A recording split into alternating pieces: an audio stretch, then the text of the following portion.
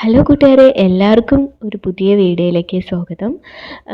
കുറേ നാളായിട്ട് ഞാനിപ്പോൾ കറൻ്റ്ലി ഡേ ഇൻ മൈ ലൈഫും മോർണിംഗ് റുട്ടീനും ഒക്കെ അല്ലേ ഇട്ടുകൊണ്ടിരിക്കുന്നത്. ട്രാവൽ വ്ളോഗ് ഇടാറേ ഇല്ലല്ലേ. സത്യം പറഞ്ഞാൽ ഇടാത്തത് വേറൊന്നും കൊണ്ടല്ല, ഈ വീഡിയോകളൊക്കെ ഇടുന്നതും എഡിറ്റ് ചെയ്യുന്ന ടൈമൊക്കെ ആകുമ്പോഴത്തേക്കും ഏട്ടൻ പോയിട്ടുണ്ടാവും.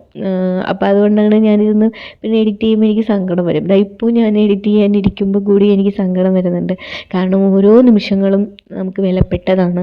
ഒരു ടൈം മെഷീൻ കിട്ടിയെങ്കിൽ നമുക്ക് പുറകിൽ പോയി എല്ലാം ചേഞ്ച് ചെയ്യാമായിരുന്നു എന്ന് തോന്നും. അപ്പോഴൊക്കെ നമ്മൾ ചുമ്മാ കളയുന്ന ഓരോ ദിവസങ്ങളും ഓരോ മണിക്കൂറുകളും ഇതെന്നാ പഴയ പോലെയുള്ള ഒരു ദിവസമല്ലേ എന്ന് നമ്മൾ വിചാരിക്കുമ്പോൾ പിന്നീട് നമ്മൾ ആലോചിക്കുമ്പോഴാണ് അതൊക്കെ എത്ര മനോഹരമായിരുന്നു എന്ന് ഓർമ്മ വരുന്നത് അല്ലേ. ഇപ്പോൾ എഡിറ്റ് ചെയ്യുമ്പോഴും ഞാൻ ആലോചിക്കുന്നത് എത്ര നല്ല നിമിഷങ്ങളായിരുന്നു. ഇപ്പോൾ കഴിഞ്ഞ ഓഗസ്റ്റിൽ എടുത്ത വീഡിയോ ആണ് കേട്ടോ. മൂന്നാറിലേക്ക് പോകുന്ന ഒരു ട്രിപ്പിൻ്റെ വീഡിയോ ആണ്. ഒട്ടും പ്ലാൻ ചെയ്യാതെ ഉള്ളൊരു ട്രിപ്പായിരുന്നു. നല്ല ഒരു ട്രിപ്പാണ്. അത് ആതിരപ്പള്ളി വഴി മൂന്നാർ പോകുന്നൊരു ട്രിപ്പായിരുന്നു. ഒരു നല്ല കാടും ചെറിയ ഒരു മഴയും നല്ല രസമുണ്ടായിരുന്നു. നിങ്ങൾക്ക് കാണുമ്പോൾ അത് എത്രത്തോളം അത് ഫീൽ ആവുമെന്ന് അറിയത്തില്ല. പക്ഷെ നമ്മൾ പോയിട്ട് നമ്മൾ ആ ഒരു എൻജോയ് ചെയ്ത നിമിഷങ്ങൾ ആലോചിക്കുമ്പോൾ സത്യം പറഞ്ഞാൽ സന്തോഷം വരാറുണ്ട്, സങ്കടവും വരാറുണ്ട്. നല്ല നല്ല നിമിഷങ്ങളായിരുന്നു. നമ്മൾ ഒരുപാട് കാര്യങ്ങളിരുന്ന് സംസാരിക്കുകയും, നല്ല ലോങ് യാത്രകൾ പോകുമ്പോഴല്ലേ കൂടുതലും നേരം നമ്മളിരുന്ന് സംസാരിക്കുക. ഇനി എന്താ സംസാരിക്കുക എന്നുള്ള രീതിയിലിരിക്കില്ലേ. അത്രയ്ക്ക് മനോഹരമായ നിമിഷങ്ങളായിരുന്നു. കാണാത്ത ഒരുപാട് കാഴ്ചകൾ എനിക്ക് കാണാൻ പറ്റി. ഈ ഒരു യാത്ര ഞാൻ മൂന്നാർ പോയിട്ടുണ്ട്, പക്ഷേ ഈ ഒരു വഴി ഞാൻ മൂന്നാർ പോയിട്ടില്ല. ഭയങ്കര എക്സൈറ്റ്മെൻ്റ് ആയിരുന്നു. ചെറിയൊരു പേടിയുണ്ടായിരുന്നു. കാടൊക്കെ അല്ലേ, നമുക്കറിയത്തില്ലല്ലോ. ചേട്ടൻ പറഞ്ഞ് പേടിപ്പിക്കുന്നുണ്ടായിരുന്നു. അവിടെ ഇങ്ങനെ പുലിയൊക്കെ ഇറങ്ങുന്ന സ്ഥലമാണ് അങ്ങനെയൊക്കെ പറയുന്നുണ്ടായിരുന്നു. അങ്ങനെ നമ്മൾ ആതിരപ്പള്ളിയിൽ എത്തിയിട്ടുണ്ട്. ആതിരപ്പള്ളിയിൽ എത്തിയപ്പോൾ നല്ല മഴയായിരുന്നു. അപ്പോൾ നമുക്ക്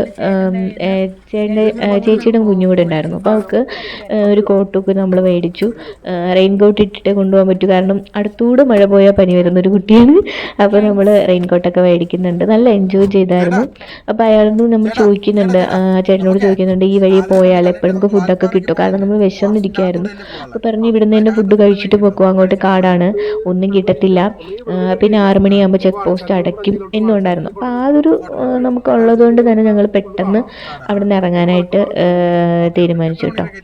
മാക്സിമം 5 കാറ് 6 മണി വരെ വിടും. പക്ഷെ 6 മണി വരെ നിൽക്കാൻ മഴയല്ല. ബാബു കേട്ടല്ല, ഡേഞ്ചർ ആയിട്ടുള്ള വഴിയാണ് നമ്മൾ ഇനി അടുത്ത് പോകാൻ പോകുന്ന കേസ്. ഭയങ്കര ഡേഞ്ചർ ആയിട്ടുള്ള സ്ഥലമാണ് കേട്ടോ.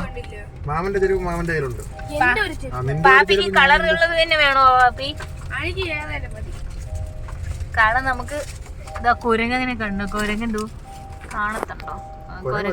ഒരുപാടുണ്ട്. എന്നാലും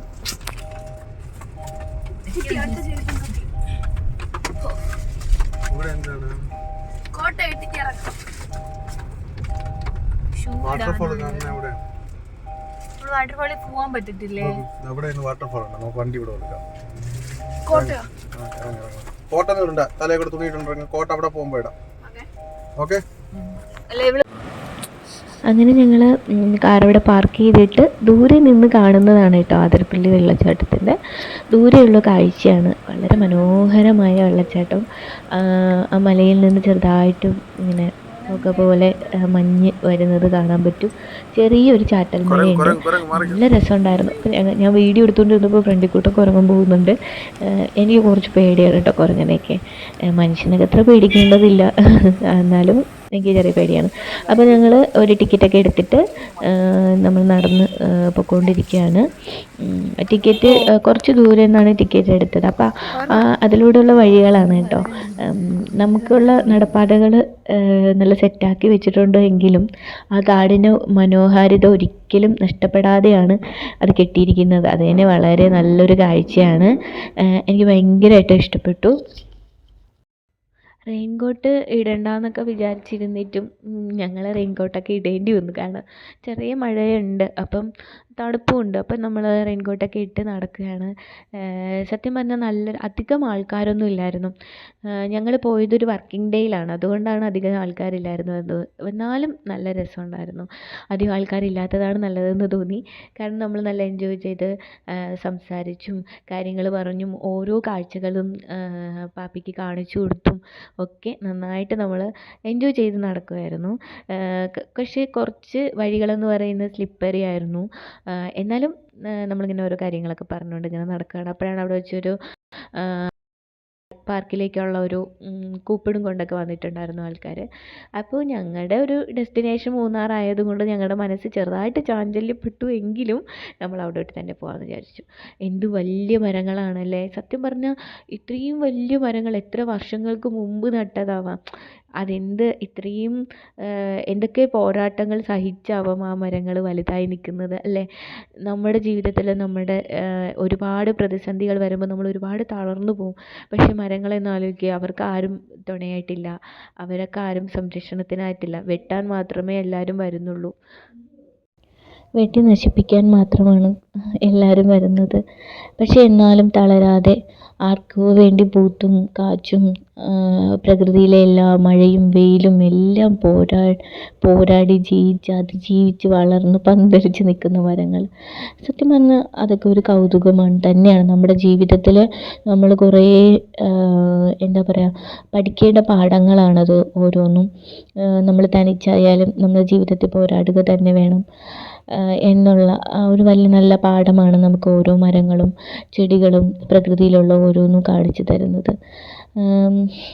അങ്ങനെയുള്ള കുറച്ച് നല്ല നിമിഷങ്ങളും നല്ല കാഴ്ചകളും കണ്ടതിന് ശേഷം താഴേക്ക് കണ്ടത് എല്ലാം ഒരു എക്കോ ഫ്രണ്ട്ലി ആയിട്ടുള്ള സ്ഥലങ്ങളാണ്. ഞാൻ സത്യം പറഞ്ഞാൽ ഈ മഴയത്തും തണുപ്പത്തും കൂടി നന്നായിട്ട് ദാഹിക്കുന്നുണ്ടായിരുന്നു ഞങ്ങൾക്ക്. കാരണം നല്ല കുറച്ച് തേരിയും നടക്കാനും ഒക്കെ ഉണ്ടായിരുന്നല്ലോ. അപ്പോൾ നമ്മൾ നടന്ന് പോയപ്പോൾ എനിക്ക് ഇടയ്ക്കൊക്കെ നല്ല സ്ലിപ്പറി ആയിട്ട് തോന്നി. കാരണം മഴയും കൂടി പെയ്ത് കിടക്കുന്നു, കല്ലുമാണ്, നല്ല സൂക്ഷിച്ച് പതിയെയാണ് നടന്നു പോകുന്നത്. അപ്പോൾ അതിൻ്റേതായ ഒരു നമ്മൾ സ്പീഡിന് പോകുമ്പോൾ അറിയത്തില്ല എന്ന് പറയത്തില്ല, നമ്മളിങ്ങനെ നടക്കുന്നതിൻ്റെ ആ ഒരു വിഷമമൊന്നും അറിയത്തില്ല. പക്ഷെ ഇത് പതിയെ നടക്കുന്നതുകൊണ്ടാവാൻ കാലിയൊക്കെ നന്നായിട്ട് കഴിക്കുന്നുണ്ടായിരുന്നു. അങ്ങനെ നമ്മൾ ഫൈനലി നമ്മുടെ ആതിരപ്പള്ളി വെള്ളച്ചാട്ടത്തിൻ്റെ അടുത്തെത്തിയിരിക്കുകയാണ്. നല്ല ഭംഗിയുണ്ടായിരുന്നു. ഇനി അടുത്തുനിന്ന് വരുമ്പോൾ അതിൻ്റെ ഒരു സൗണ്ട് ഉണ്ടല്ലോ, ആ വെള്ളച്ചാട്ടത്തിൻ്റെ സൗണ്ടും. എല്ലാവരും കുടവ് പിടിച്ചായിരുന്നു വെള്ളച്ചാട്ടത്തിൻ്റെ അവിടെ നിൽക്കുന്നത്, കാരണം അത്രയ്ക്ക് വെള്ളം കുത്തി ഒഴുകിക്കൊണ്ടിരിക്കുകയാണ്. അപ്പം അവിടെ കയറ് വലിച്ച് കെട്ടിയിരിക്കുന്നുണ്ട്, അങ്ങോട്ട് നമ്മളെങ്ങും പോകാൻ സമ്മതിക്കുന്നുണ്ടായിരുന്നില്ല. പക്ഷെ നല്ല ഭംഗിയുണ്ടായിരുന്നു, നല്ല കണ്ണീര് പോലത്തെ വെള്ളം. അപ്പോൾ ചേട്ടന് വേണ്ടി ഞാൻ ചെറുതായിട്ട് ഷോർട്സൊക്കെ എടുത്തു കൊടുത്തു, റീലൊക്കെ എടുത്തു കൊടുത്തു. സത്യം പറഞ്ഞാൽ നല്ല ഭംഗിയുണ്ടായിരുന്നു. പാറയിലൊക്കെ വഴുതലുണ്ട് കേട്ടോ, അതുകൊണ്ടാണ് അവർ അങ്ങോട്ട് പോകരുത്, അവിടെ നിൽക്കരുത് എന്നൊക്കെ പറയുന്നത്. അപ്പോൾ ഇങ്ങനെ ആളറിയുന്നില്ല, ഫോട്ടോ പറഞ്ഞാണ്, പക്ഷേ വീഡിയോ എടുത്തു. അത് കഴിഞ്ഞ് നമ്മൾ ഫുഡ് കഴിച്ചിട്ടായിരുന്നു അവിടെ നിന്ന് ഇറങ്ങിയത്. അപ്പോൾ ഫുഡിൻ്റെ അഭിപ്രായങ്ങൾ ഇങ്ങനെ പറഞ്ഞുകൊണ്ടിരിക്കുവാണ്. നല്ല തിരക്ക് ഉണ്ടായിരുന്നു കേട്ടോ. പക്ഷെ ഫുഡ് പ്രതീക്ഷിച്ചത്ര നന്നായോ എന്ന് ചോദിച്ചാൽ നന്നായിട്ടില്ല, നല്ല തിരക്കുണ്ടായിരുന്നു. ഇന്ന് വർക്കിംഗ് ഡേ ആയിട്ട് കൂടി ബസ്സുകളും വണ്ടികളും ഒക്കെ ഒരുപാടുണ്ടായിരുന്നു. ഇങ്ങോട്ട് വരുന്നതിനുള്ളതാണ് തിരക്കെന്ന് എനിക്ക് തോന്നുന്നു. അതെ, പോകാനായിട്ടില്ല, ഇങ്ങോട്ട് വരുന്ന വണ്ടികളാണ് കൂടുതലും. അപ്പോൾ എല്ലാവരും ചെറിയ സ്റ്റാളുകളൊക്കെ ഉണ്ട്. മഴ ആയതുകൊണ്ട് ഒരുപാടൊന്നും തുറന്നിട്ടില്ല. പിന്നെ അങ്ങനെ നന്നായിട്ട് വാഹനങ്ങൾ ആ ഒരു സൈഡിലോട്ട് പാർക്ക് ചെയ്തിരിക്കുന്നതുകൊണ്ട് നമുക്ക് പോകാനും കുറച്ച് ബുദ്ധിമുട്ടുണ്ട്. പിന്നെ അധികം വീതിയുള്ള വഴിയുമല്ല, പക്ഷെ നല്ല യാത്രയായിരുന്നു, ഒരുപാട് രസമുള്ള യാത്രയായിരുന്നു. അപ്പോൾ ഫുഡിനെ പറ്റിയുള്ള അഭിപ്രായം നമുക്ക് കേൾക്കാം. ചേട്ടന് ദേഷ്യം വരുന്നു, ഫുഡ് അത്രയ്ക്ക് ഇഷ്ടപ്പെട്ടില്ല. 3 ചിക്കൻ ബിരിയാണി, പിന്നെ നമ്മള് ഒരു ബീഫ് ഫ്രൈ വാങ്ങിച്ചത്, അത് റോസ്റ്റ്. ബീഫ് റോസ്റ്റ് ആവറേജ് ആയിരുന്നു, ഒന്നും കൊള്ളത്തില്ല എന്ന് പറയത്തില്ല. ബീഫ് സോഫ്റ്റ് ഒക്കെ ആയിരുന്നു, പക്ഷെ മസാല അങ്ങനെ എരിവൊന്നുമില്ല. എനിക്കൊന്ന് സോസൊക്കെ കൂടുതൽ ആഡ് ചെയ്ത് അതിനൊരു പരിവാക്കി വെച്ചിരുന്നു. ഇപ്പൊ ബീഫ് ചില്ലി എന്നൊക്കെ വേണമെങ്കിൽ പറയാം. അതായത് ബീഫ് 65 195 രൂപ ഒരു ബിരിയാണിക്ക്. പിന്നെ അതിന്റെ ലാസ്റ്റ് അവര് കൊടുത്തിട്ടുണ്ട് +5% GST. മനസ്സിലായില്ലേ? അപ്പോ എന്റെ അഭിപ്രായത്തിൽ അവിടെ കയറി കഴിക്കാതിരിക്കുന്നതല്ല, ഇതിനെക്കാട്ടിയും കഴിക്കാതിരിക്കുന്നതാണ്. ഞാൻ ആദ്യം ചോദിച്ചപ്പോൾ ഊണില്ല എന്ന് പറഞ്ഞു, മനസ്സിലായില്ലേ? പിന്നെ കാരണം ബിരിയാണി ചില മീൻസ് തീരാതിരുന്നതുകൊണ്ടാണ് അങ്ങനെ പറഞ്ഞത്. അത് കഴിഞ്ഞിട്ട് അവിടെ ഞാൻ ബില്ല് കൊടുക്കാൻ നേരത്ത് അവിടെ പറയുന്നതായിട്ട് ഇത് മീൽസ് ഇനിയുണ്ട്, ഇനി മീൽസ് കൊടുത്ത് തീർക്കാനായിട്ട്. ഓ, അത് ഞാനും കണ്ടോട് മീൽസ് കഴിക്കുന്ന ആൾക്കാർ കഴിക്കുന്നുണ്ടായിരുന്നു.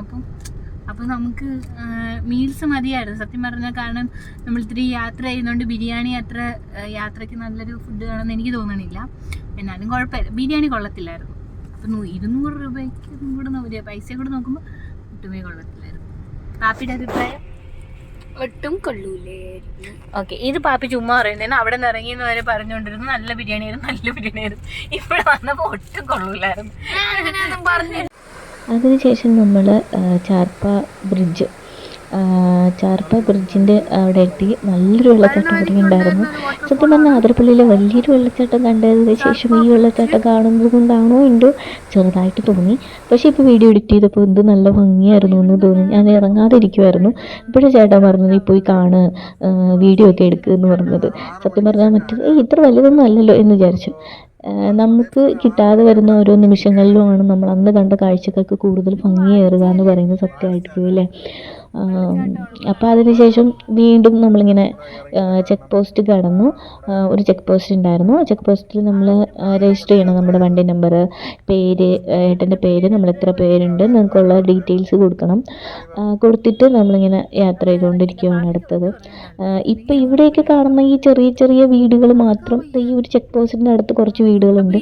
അല്ലാതെ ഒരു വീടോ അല്ലെങ്കിൽ ആൾത്താമസമുള്ള ഒരു സ്ഥലമോ കാണാറുണ്ട് പോലും ഇല്ല. പക്ഷെ ഒരുപാട് വണ്ടികൾ വരുന്നുണ്ട്. അങ്ങനെ ഒരു വഴികളിലൂടെയായിരുന്നു ഞങ്ങൾ വന്നുകൊണ്ടിരുന്നത്. പക്ഷെ വളരെ നല്ല വഴികളായിരുന്നു. സത്യം പറഞ്ഞാൽ ഈ തരത്തിലും വഴികളാണ് നമുക്ക് ഇപ്പം നമ്മുടെ കേരളത്തിൽ നിന്ന് മങ്ങിക്കൊണ്ടിരിക്കുന്നതെന്ന് വേണമെങ്കിൽ പറയാം. കാരണം നല്ല പ്രകൃതി രമണീയമായ വഴികളായിരുന്നു. നല്ല ശാന്തതയുള്ള വഴികളായിരുന്നു. നമ്മളിങ്ങനെ നമുക്കൊരു ട്രാവൽ എൻജോയ് ചെയ്യാൻ പറ്റുന്ന എപ്പോഴെന്ന് വെച്ചാൽ ടെൻഷനില്ലാതെ, കൂടുതൽ ബഹളങ്ങളൊന്നുമില്ലാതെ നമ്മൾ ഫാമിലി സംസാരവും നമ്മുടെ കാര്യങ്ങളൊക്കെ സംസാരിച്ചും പറഞ്ഞും എൻജോയ് ചെയ്ത് പോകുന്ന യാത്രകളാണ് വളരെ മനോഹരമായിരിക്കുന്നതെന്ന് തോന്നുന്നു. ഞങ്ങൾ സത്യം പറഞ്ഞ ഒരു പാട്ടോ ഒന്നും തന്നെ ഇട്ടിട്ടില്ല. കാരണം വെളിയിലത്തെ കാഴ്ചകൾ അത്രയ്ക്ക് മനോഹരമായിരുന്നു. ഇങ്ങനെ കണ്ടുകൊണ്ടേയിരിക്കുമായിരുന്നു. ഈ കണ്ണിന് പച്ചപ്പ് കാണുന്നത് വളരെ നല്ലതാണെന്ന് പറയുന്നത് സത്യമാണ്. കണ്ണുകളും മനസ്സും ഒക്കെ കുളിർന്ന ഒരു യാത്രയായിരുന്നു അത്. ഇവിടുന്ന് നമ്മൾ നേരെ പൊള്ളാച്ചിയിലോട്ടാണ് പോകുന്നത്. പൊള്ളാച്ചിയിൽ നിന്നും മൂന്നാറിലോട്ട്, അങ്ങനെയാണ് അയാൾ പറഞ്ഞത്, നമ്മൾ വഴി ചോദിച്ച ആൾ പറഞ്ഞത്. അങ്ങനെ വാൽപ്പാറ വഴി ആണ് നമ്മൾ പോകുന്നത്. വളരെ നല്ല ഭംഗിയുണ്ട്. പക്ഷെ ഇടയ്ക്കിടയ്ക്ക് ചേട്ടൻ നമ്മൾ പേടിപ്പിക്കുന്നുണ്ട്. ഇപ്പോൾ ഇവിടെ ആന വരും, അത് വരും, ഇത് വരും എന്നൊക്കെ പറഞ്ഞ് പേടിപ്പിക്കുന്നുണ്ട്. എന്നാലും കണ്ടോ, നമ്മൾ കാട്ടുപോത്തിനെയൊക്കെ കണ്ടു കേട്ടോ. അപ്പം നല്ല രസമുണ്ടായിരുന്നു ഈ ഓരോ വഴികളൊക്കെ. അപ്പോൾ കുറച്ച് വീഡിയോ നിങ്ങളങ്ങനെ കാണൂ. നിങ്ങൾക്കും ഇഷ്ടപ്പെടും എന്ന് വിചാരിക്കുന്നു. വീഡിയോ ഇഷ്ടപ്പെട്ടാൽ ലൈക്ക് ചെയ്യണം, ഷെയർ ചെയ്യണം, സബ്സ്ക്രൈബ് ചെയ്യണം. ഇതിന് തുടർ വീഡിയോകൾ വരുന്നുണ്ട്. കുറച്ചുകൂടി നല്ല ഭംഗിയുള്ള നല്ല സ്ഥലങ്ങളാണ് ഇനി വരാനായിട്ടിരിക്കുന്നത്. അതുടനെ തന്നെ ഞാൻ പോസ്റ്റ് ചെയ്യുന്നതായിരിക്കും. അപ്പോൾ ആനയുണ്ട് എന്നൊക്കെ പറഞ്ഞപ്പോൾ നമ്മൾ കുറച്ചൊന്ന് പേടിച്ചു കേട്ടോ. സത്യം പറഞ്ഞാൽ ഈ യാത്രയിൽ ഞങ്ങൾ ആനയെ കണ്ടിട്ടുണ്ട്. ആന ഞങ്ങളെ കുറച്ച് പേടിപ്പിച്ചിട്ടുണ്ട് കേട്ടോ. അത് ഞാൻ അടുത്ത വീഡിയോയിൽ കാണിക്കാം. ഓക്കെ, എല്ലാവർക്കും നന്ദി, വളരെ നന്ദി. ഒട്ടും സ്ഥലമില്ല ഗൈസ്. അപ്പോൾ ഇത് ബസ് ഓടുന്ന സ്ഥലമല്ലേ, കുറച്ചുകൂടി വീതി കൂട്ടാലോ. KSRTC ബസ്സാ. മലയാളം വിരുന്ന്, മലയാള സദ്യ. ഇതിവിടെ കുറെ കുരങ്ങുകളൊക്കെ ഉണ്ട്. ഇതൊക്കെ കുറെ കുരങ്ങുകളുണ്ട്. കുരങ്ങുകൾ. അത് ആ ഫോണിൽ ചാർജ് കുത്തി തന്നെ ചെയ്യണേ. പൊന്നു ഗൈസ്, ഫോണിന്റെ ചാർജ് തീർന്നു. എന്ത് ചെയ്യണമെന്നൊരു പിടിയുമില്ല ഗൈസ്. ചാർജ് ചെയ്തിട്ടോട്ടെ.